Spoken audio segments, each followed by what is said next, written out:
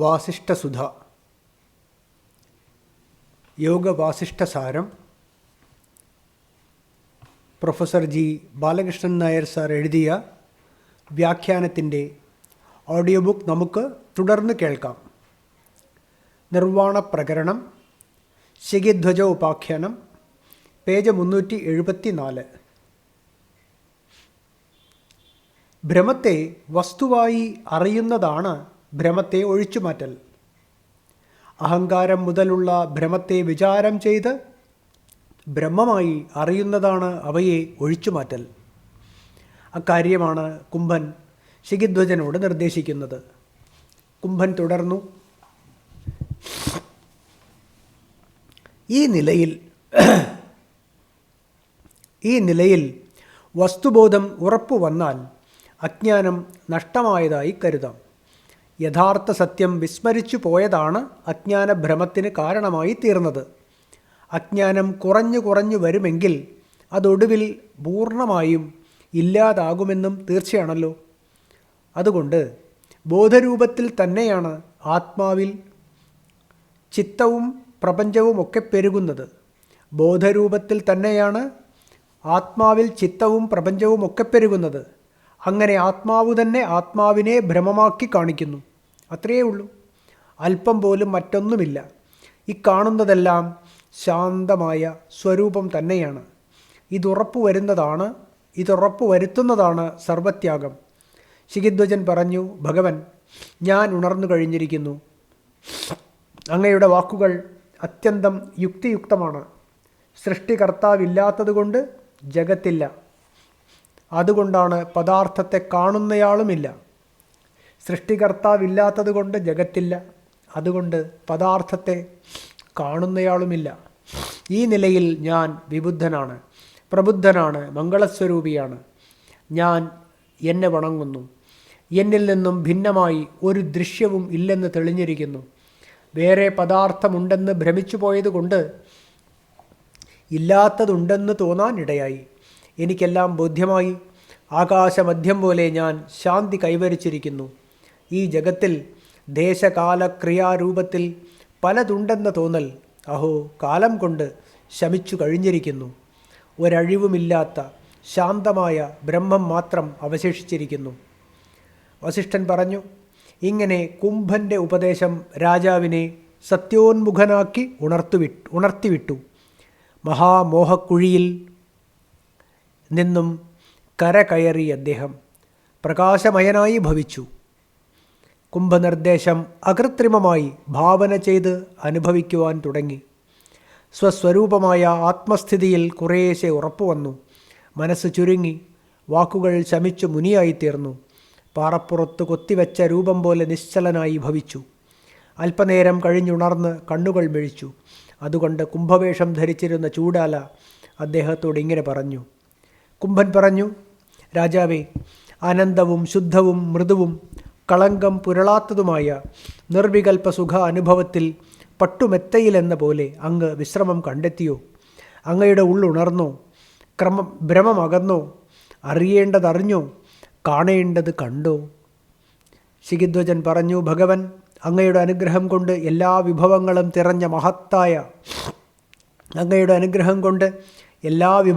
തികഞ്ഞ മഹത്തായ സത്യസ്ഥാനം ഞാൻ കണ്ടെത്തിയിരിക്കുന്നു. ഞാൻ എല്ലാം കടന്നു നിൽക്കുന്ന ഉന്നത സ്ഥാനത്തെത്തിയിരിക്കുന്നു. അറിയേണ്ടതറിഞ്ഞ മഹാത്മാക്കളുമായി സംഘം ജീവിതസാരം കാട്ടിത്തരുന്ന അമൃതമയമായ അപൂർവ ഭാഗ്യം തന്നെയാണ്. രാജജനനം കൊണ്ട് പോലും എനിക്ക് കൈവരാത്ത ദിവ്യാമൃതം ഇന്ന് അങ്ങയുടെ സമ്പർക്കം കൊണ്ട് എനിക്ക് കൈവന്നിരിക്കുന്നു. അനന്തവും ആദ്യവും അമൃതരൂപവുമായ ഈ അനുഭവം, ഹേ മഹാത്മൻ, എന്തുകൊണ്ടാണ് എനിക്ക് നേരത്തെ ലഭിക്കാതിരുന്നത്? കുംഭൻ പറഞ്ഞു, രാജാവേ, മനസ്സ് ഉപശമിക്കണം. ലൗകിക സുഖവാഞ്ച ഇല്ലാതാവണം. ഇങ്ങനെ ഇന്ദ്രിയങ്ങളും അന്തഃക്കരണവും ശുദ്ധമാവണം. അപ്പോൾ മാത്രമേ വെള്ളപ്പട്ടിൽ കുങ്കുമരസമെന്ന പോലെ ഗുരുവചനങ്ങൾ ഉള്ളിൽ തങ്ങുകയുള്ളൂ. കാലം കൊണ്ട് ദേഹത്തിൽ നിന്ന് എല്ലാ അഴുക്കുകളും വൃക്ഷത്തിൽ നിന്ന് പഴുത്ത ഫലങ്ങളെന്ന പോലെ പൊഴിഞ്ഞു പോകുന്നു. 2, 1 എന്ന സാപേക്ഷ ഭാവനകളിൽ ചലിച്ച് മാറാൻ ഇടവരുന്ന ചിത്തമാണ് അജ്ഞാനം. ഈ ദൃഷ്ടി ലയിച്ചില്ലാതാകുന്നതാണ് ജ്ഞാനം. അതുതന്നെ സത്യാനുഭവം. രാജാവേ, അങ്ങുണർന്ന് വിമുക്തനായിരിക്കുന്നു. അങ്ങയാൽ ചിത്തം ത്യജിക്കപ്പെട്ടിരിക്കുന്നു. പരമസത്യാനുഭവത്തിലെത്തി മുനിയായി ശുദ്ധമായ സ്വരൂപത്തിൽ വിശ്രമിക്കൂ. ശിഖിധ്വജൻ ചോദിച്ചു, പ്രഭോ, പ്രബുദ്ധനായ ജ്ഞാനിക്ക് ചിത്തമില്ലെന്നോ? പിന്നെ ജീവൻ മുക്തരായ മഹാത്മാക്കൾ ഈ ലോകത്ത് വിഹരിക്കുന്നതെങ്ങനെ? കുംഭൻ പറഞ്ഞു, പുനർജന്മത്തിനിടയാക്കുന്ന കട്ടിപിടിച്ച വാസനയെയാണ് ചിത്തമെന്ന് പറയുന്നത്. സത്യം കണ്ട ജ്ഞാനിക്ക് ആ ചിത്തമില്ല തന്നെ. ഏത് ശുദ്ധവാസന അംഗീകരിച്ചുകൊണ്ടാണോ ജീവൻ മുക്തന്മാർ ലോകത്ത് വിഹരിക്കുന്നത് അതിനെ സത്വമെന്നാണ് വിളിക്കുന്നത്, ചിത്തമെന്നല്ല. ഒരിക്കൽ കൂടി വായിക്കാം. പുനർജന്മത്തിനിടയാക്കുന്ന കട്ടിപിടിച്ച വാസനയെയാണ് ചിത്തമെന്ന് പറയുന്നത്. സത്യം കണ്ട ജ്ഞാനിക്ക് ആ ചിത്തം ഇല്ല തന്നെ. ഏത് ശുദ്ധവാസന അംഗീകരിച്ചുകൊണ്ടാണോ ജീവൻ മുക്തന്മാർ ലോകത്ത് വിഹരിക്കുന്നത് അതിനെ സത്വമെന്നാണ് വിളിക്കുന്നത്, ചിത്തമെന്നല്ല. സത്യബുദ്ധി ഉറപ്പുവന്ന ചിത്തമാണ് സത്വം. അത് വറുത്ത വിത്തുപോലെ പുനർജന്മത്തിന് കാരണമായി ഭവിക്കുന്നില്ല. അജ്ഞതയുടെ മൂടുപടമുള്ള ചിത്തമാണ് ചിത്തം. ജ്ഞാനത്തിൻ്റെ പ്രകാശമേറിയ ചിത്തമാണ് സത്വം. സത്യം കണ്ടുണർന്നവർ സത്വചിത്തരാണ്, സത്വസ്ഥിതരാണ്. സ്വർഗം, മോക്ഷം തുടങ്ങിയ ഫലങ്ങളെക്കുറിച്ചുള്ള ചിന്തകളൊക്കെ വിട്ടാൽ അങ്ങ് പിന്നെ ആരായിരിക്കുമോ ആ സമരൂപിയായി വിളങ്ങി നിൽക്കൂ. സ്വർഗം, മോക്ഷം തുടങ്ങിയ ഫലങ്ങളെക്കുറിച്ചുള്ള ചിന്തകളൊക്കെ വിട്ടാൽ അങ്ങ് പിന്നെ ആരായിരിക്കുമോ ആ സമരൂപിയായി വിളങ്ങി നിൽക്കൂ. പദാർത്ഥ സമൂഹത്തെ സ്വീകരിക്കാതെ അചഞ്ചല ചിത്തനായി സ്ഥിതി ചെയ്യൂ. അചഞ്ചല ചിത്തനെ സംസാരം അടുക്കുന്നതേയില്ല. രാജാവേ, ഈ ജഗത്തിൽ എന്തെന്തൊക്കെ ദുഃഖങ്ങൾ കാണപ്പെടുന്നു അവയൊക്കെ ചിത്തത്തിൻ്റെ ചഞ്ചലത നിമിത്തം സംഭവിക്കുന്നതാണെന്നറിയൂ. ചിത്തത്തിൻ്റെ ചഞ്ചലത്വവും അചഞ്ചലത്വവും ഏകീഭവിപ്പിച്ച് ശാശ്വതമായ ഐക്യ അനുഭവത്തോടുകൂടി ഇഷ്ടം പോലെ ലോകരംഗത്ത് വിഹരിക്കൂ. ശിഖിധ്വജൻ ചോദിച്ചു, വിഭോ, ചഞ്ചലത്വത്തെയും അചഞ്ചലത്വത്തെയും രണ്ടും ഏകീഭവിപ്പിക്കണമെന്ന് പറഞ്ഞത് എങ്ങനെയാണ്? സംശയം മുഴുവൻ തീരത്തക്കവണ്ണം അക്കാര്യം വിശദമാക്കി തന്നാലും. കുംഭൻ പറഞ്ഞു, സമുദ്രം വെള്ളം മാത്രമായിരിക്കുന്നത് പോലെ ഒരേ ബോധവസ്തു തന്നെയാണ് സകല ജഗത്തായും കാണപ്പെടുന്നത്. ശുദ്ധജലം കല്ലോലങ്ങളായി ഇളകുന്നത് പോലെ ശുദ്ധചിത്ത് തന്നെയാണ് ചിത്തവൃത്തികളായി ചലിക്കുന്നത്. ബ്രഹ്മം, ശുദ്ധചിത്ത്, സത്യം എന്നിങ്ങനെ അത് പല പേരുകളിൽ അറിയപ്പെടുന്നു.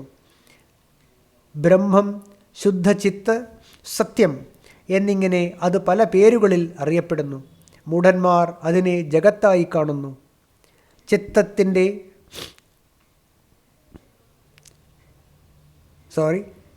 ചിത്തിൻ്റെ സ്പന്ദനം മാത്രമാണ് സൃഷ്ടി എന്ന് തീരുമാനിച്ചാൽ സൃഷ്ടി ലയം പ്രാപിക്കും. ഇതാണ് സത്യനിഷ്ഠയായ സമഗ്ദൃഷ്ടി.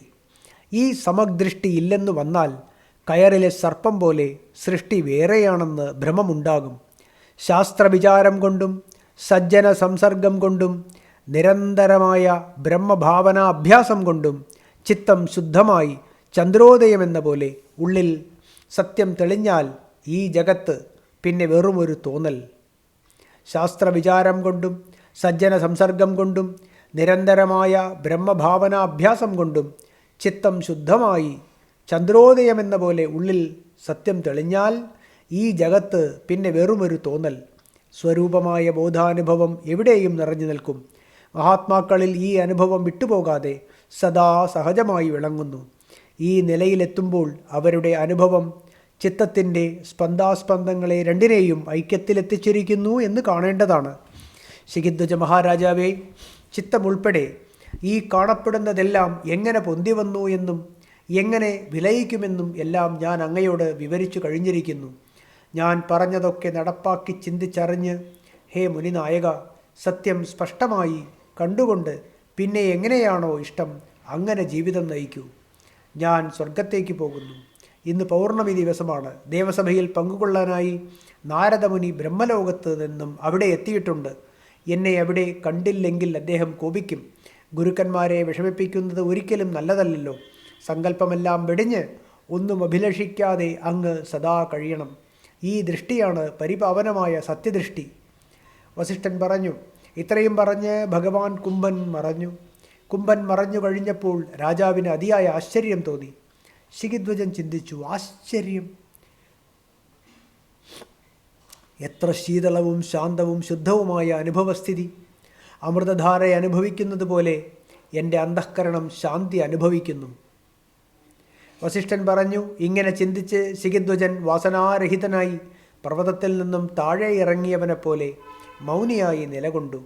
സങ്കല്പരഹിതവും നിരാശ്രയവുമായ ആ മൗനത്തിൽ അചഞ്ചലമായ ഉറപ്പ് വന്നവനായി പർവ്വതശൃംഗം പോലെ ഉല്ലസിച്ചു. നിർവികൽപ്പ സമാധിയിലൂടെ അദ്ദേഹം പലപ്പോഴും ഒരു തടിക്കഷണം പോലെയോ മൺതിട്ട പോലെയോ ഒക്കെ നിശ്ചലനായി സ്ഥിതി ചെയ്യാറുണ്ട്. ശിഖിധ്വജൻ ഇങ്ങനെ നിൽക്കട്ടെ. ഇനി ചൂടാല എന്തു ചെയ്തു എന്ന് കേട്ടോളൂ. കുംഭരൂപമെടുത്ത് ഭർത്താവായ ശിഖിധ്വജനെ ഉണർത്തി വിട്ടിട്ട് ചൂടാല ആകാശത്തേക്ക് ഉയർന്നു. വീണ്ടും മനോമോഹനമായ തൻ്റെ സ്ത്രീരൂപം കൈക്കൊണ്ടു കൊട്ടാരത്തിലെത്തി അന്തഃപുരത്തിൽ പ്രവേശിച്ചു. എല്ലാവരും അവരെ കണ്ടു.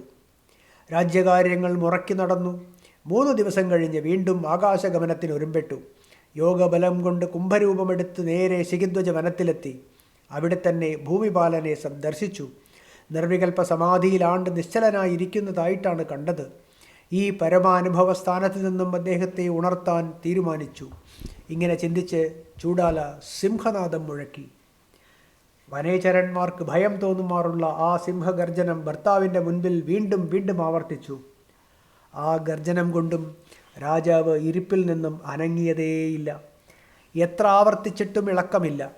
പാറ പോലെ ഉറച്ചിരുന്നു. പിടിച്ചു കുലുക്കി നോക്കി, മറിച്ചിട്ട് നോക്കി. എന്നിട്ടും രാജാവ് ഉണർന്നില്ല. കുംഭരൂപിണിയായ ചൂടാല അപ്പോൾ ഇങ്ങനെ ചിന്തിച്ചു, ആശ്ചര്യം! ഈ മഹാത്മാവ് സ്വരൂപ അനുഭവത്തിൽ തികച്ചും ലയിച്ചു പോയിരിക്കുന്നു. എന്തായാലും ഇദ്ദേഹത്തിൻ്റെ ദേഹത്തെ പരിശോധിച്ചു നോക്കുക തന്നെ.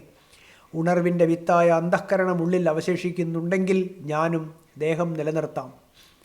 പ്രഭുവിൻ്റെ ദാമ്പത്യ പ്രാരബ്ധം ക്ഷയിക്കും വരെ കൂടെ ഉണ്ടായിരിക്കേണ്ടത് ഭാര്യയുടെ കടമയാണല്ലോ. അതല്ല, ഇദ്ദേഹമിനി ഉണരാൻ ഇടയില്ലെങ്കിൽ ഞാനും എൻ്റെ സ്ത്രീദേഹം ഉപേക്ഷിച്ച് വീണ്ടും ജനിക്കാനിടയില്ലാത്ത വിധം പരമാത്മാവുമായി ഏകീഭവിക്കുന്നുണ്ട്. ഞാനിനി ഇവിടെ നിന്നിട്ട് എന്തു വേണം? വസിഷ്ഠൻ പറഞ്ഞു. ഇങ്ങനെ ചിന്തിച്ച് ചൂടാല സ്പർശം കൊണ്ടും കണ്ണുകൊണ്ടും ശിഖിധ്വജ ദേഹത്തെ പരിശോധിച്ചു. എന്നിട്ട് ആ സുന്ദരി ആശങ്കയോടെ ഇങ്ങനെ ചിന്തിച്ചു, ഉണർന്നു വരാൻ ആവശ്യമായ ജീവാംശം ഉള്ളിൽ ഇനിയും അവശേഷിക്കുന്നുണ്ട്. ഉപായം കൊണ്ട് ഉണർത്താവുന്നതേയുള്ളൂ. ഇത്രയുമായപ്പോൾ രാമൻ ചോദിച്ചു, പ്രബോധ കാരണമായി ഉള്ളിൽ ഒളിഞ്ഞിരിക്കുന്ന അതിസൂക്ഷ്മമായ ജീവാംശത്തെ എങ്ങനെ തിരിച്ചറിയാൻ കഴിയും?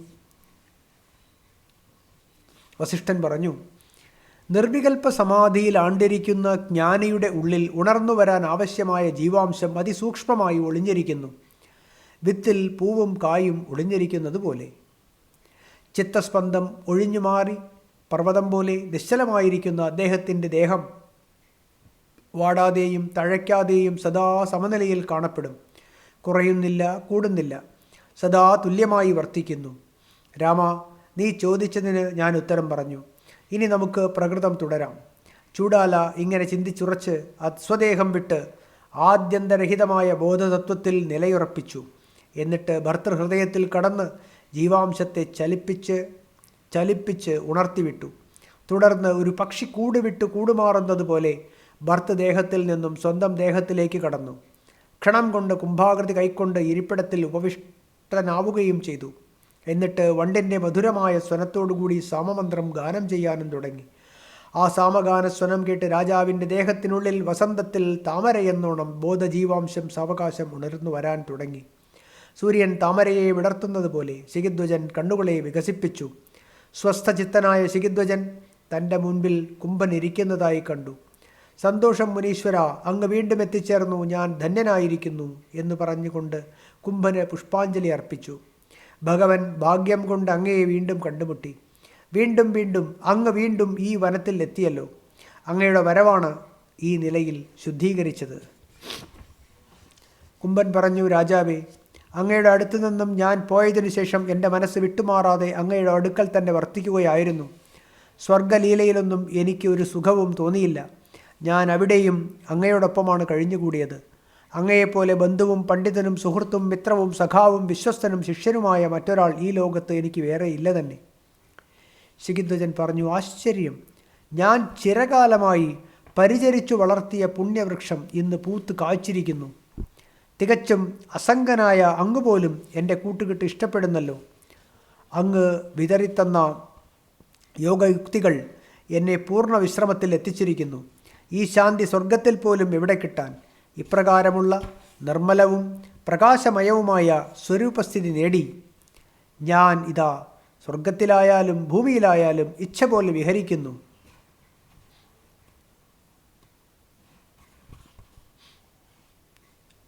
കുംഭൻ പറഞ്ഞു, പരമപദമായ മഹാനന്ദത്തിൽ എത്തിനിന്ന് അങ്ങ് പൂർണ്ണ വിശ്രമം നേടി അല്ലേ? ഇത് വേറെ അത് വേറെ, ഇത് ദുഃഖം അത് സുഖം എന്ന ഭേദചിന്തയെല്ലാം വിട്ടുമാറിയൂ. ഇത് വേറെ അത് വേറെ, ഇത് ദുഃഖം അത് സുഖം എന്ന ഭേദചിന്തയെല്ലാം വിട്ടുമാറിയൂ. രാജാവേ, തത്വാർത്ഥം ഉറപ്പുവന്ന അങ്ങേക്ക് ആരംഭത്തിൽ മാത്രം രമ്യങ്ങളെന്ന് തോന്നുന്ന വിഷയസങ്കല്പങ്ങളിൽ താൽപ്പര്യം പൂർണ്ണമായും ശമിച്ചോ?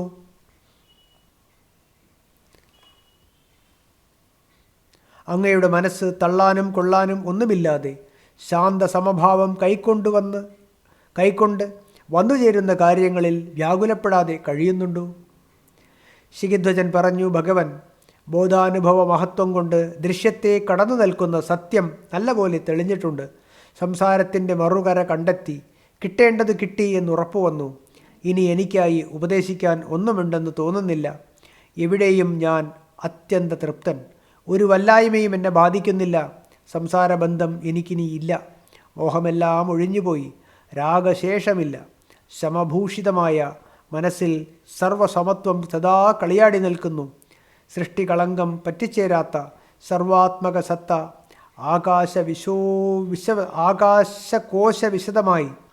ആകാശകോശവിശദമായി സദാ എന്നെ തഴുകി നിൽക്കുന്നു.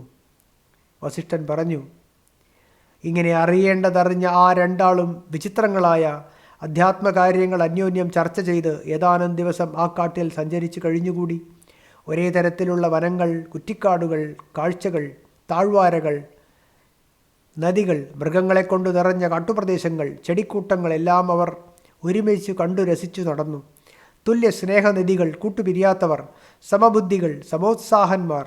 അങ്ങനെയാണ് അവരൊരുമിച്ച് സമയം കഴിച്ചുകൂട്ടിയത്. പിതൃക്കന്മാരെയും ദേവന്മാരെയും അർച്ചിച്ചു, ഭുജിപ്പിച്ചു. ഇത് അസ്വീകാര്യം എന്ന സങ്കല്പമേ അവരെ ബാധിച്ചില്ല. രാമ, ചിലപ്പോഴൊക്കെ കൊടുങ്കാറ്റടിച്ച് പർവ്വതം പൊടിപടലം പോലെ മൂടുന്നത് പോലെ ദേഹം മുഴുവൻ പൊടിയണഞ്ഞും ആ സുഹൃത്തുക്കൾ അങ്ങനെ സഞ്ചരിച്ചു. ചിലപ്പോഴവർ ദേഹം മുഴുവൻ ചന്ദനം പൂശിക്കൊണ്ടായിരിക്കും സഞ്ചരിക്കുക, മറ്റു ചിലപ്പോൾ ഭസ്മം പൂശിക്കൊണ്ട്. ഇങ്ങനെ ഏതാനും ദിവസം തികഞ്ഞ സമചിത്തതയോടെ അവർ സഞ്ചരിച്ചു. കുംഭനെ പോലെ തന്നെ രാജാവിനും തികഞ്ഞ ഉദാരത വന്നുചേർന്നു. തികച്ചും ഒരു ദേവപുരുഷനായി മാറിയിരിക്കുന്ന സ്വഭർത്താവിനെ കണ്ട് ചൂഡാല ഇങ്ങനെ ചിന്തിച്ചു, ഉദാരചിത്തനായ ഭർത്താവ് പൂർണ്ണമായും ആദിവിമുക്തനായി തീർന്നിരിക്കുന്നു. പ്രായവും അധികമായിട്ടില്ല. പൂത്തുലഞ്ഞു നിൽക്കുന്ന വള്ളികളെപ്പോലെ സുന്ദരങ്ങളായ ഗൃഹസാഹചര്യങ്ങളിൽ ഉദാസീനയാകുന്ന കുടുംബിനിയേയല്ല.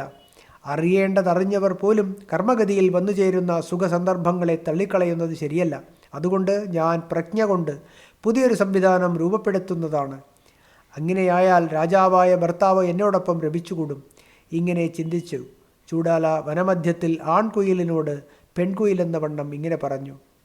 കുംഭൻ പറഞ്ഞു, ചൈത്രമാസം ശുക്ലപക്ഷത്തിലെ ആദ്യ ദിവസമാണിന്ന്. ഇന്ന് സ്വർഗത്തിൽ ഇന്ദ്രമഹാസഭ കാര്യഗൗരവത്തോടെ സമ്മേളിക്കുന്നുണ്ടാവും. അച്ഛനോടൊപ്പം ഞാനും അവിടെ ഉണ്ടായേ പറ്റൂ. നടക്കേണ്ടത് നടത്തുന്ന നിയതിയെ ലംഘിക്കുന്നത് ഉചിതമല്ല. അങ്ങ് സത്യബോധത്തോടെ ഇവിടെ തുടർന്നാലും വ്യാകുലതയില്ലാതെ ധ്യാനപുഷ്പം കൊണ്ട് കളി നടത്തിയാലും ഇന്നു തന്നെ വൈകുന്നേരം ഞാൻ ആകാശത്തു നിന്നും തിരിച്ചെത്തും. സ്വർഗസുഖത്തേക്കാൾ കൂടുതൽ എന്നെ സുഖിപ്പിക്കുന്നത് അങ്ങയുമായുള്ള കൂട്ടുകെട്ടാണ്.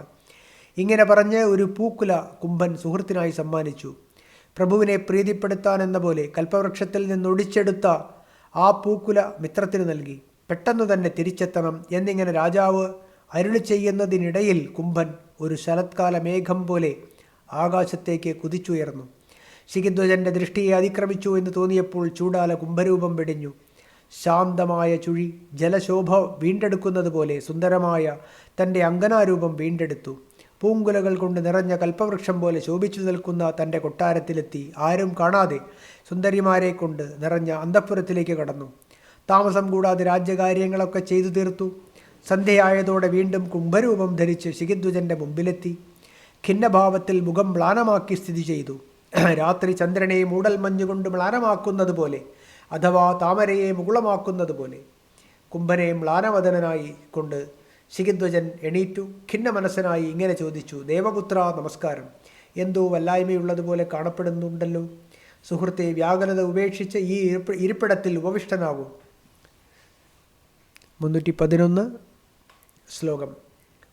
സന്തോ വിദിതവേദ്യോ യേ തേഹി ഹർഷവിഷാദജാം നാശ്രയന്തി സ്ഥിതിം സ്വസ്ഥാഃ പദ്മാ ഇവ ജലാർദ്രതാം.